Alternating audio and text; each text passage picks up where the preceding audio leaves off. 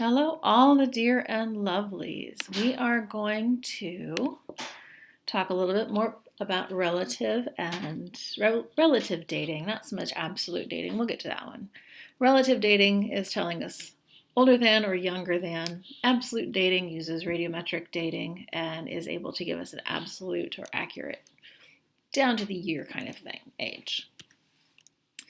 So look through those, pause it, read it. We already have these in your notes.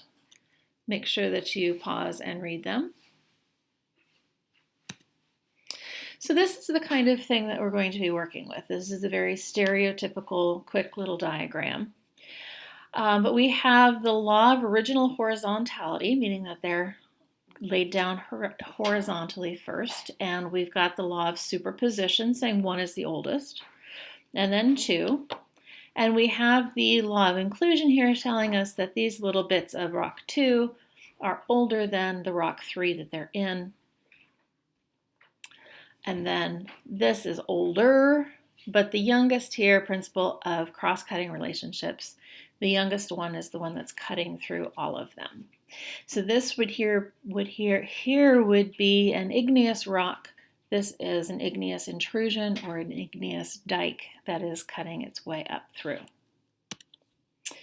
These are the kinds of things to tell in the stories. If we have a vertical rock column, that's usually an igneous rock and indicates volcanic activity. If we have faults, cracks, lumps, or folding, wavy rocks, that is convergent and divergent. Unconformities are areas where extensive erosion has happened and kind of has cleared the surface of the rock for a new flat layer. The rocks aren't horizontal anymore. That means we've had some plate tectonic activity. And sedimentary rocks means that we've had some sort of depositional environment. And the type of environment is told by the type of rock that we have. You might want to have your types of rocks paper in front of you. Pause and go get it. So here we have another typical thing. We're going to put this in age and we're going to tell its story. So P, law of superposition, is oldest. So P, K, M, S, X. R is cutting through all of those. So R is younger than all of those layers. Then we have a large amount of erosion happening here. If it were a little bit flatter instead of wavier like this, I'd call it an unconformity, and that might be evidence of a glacier, especially since we have conglomerate rock on top. Conglomerate rock is often left by glaciers. But B is going to be younger than X. It's going to be after the erosion, and then J and F is going to be the youngest. So pause and make sure I got it right. It's another kind of thing going on. So we've got a lot of sedimentary rock layers here that have been laid down. Oops. They're originally horizontal, and so we've had some uplifting, which means we've had some volcanic activity. So all these layers were laid down, and then they were tilted. And then the granite came through.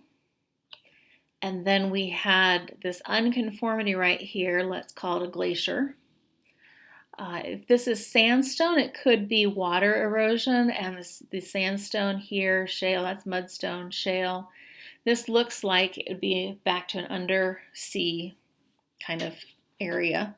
But this is an unconformity there, which has kind of cleared off the surface, made the bottom flat again for our sedimentary rocks to go flat.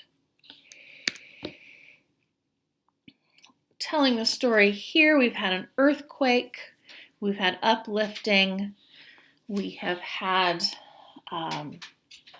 more uplifting, we've had an igneous intrusion, we've had an unconformity, and then up here we've got a little valley, which is probably a river valley through the top section. Pause and tell the story for this one.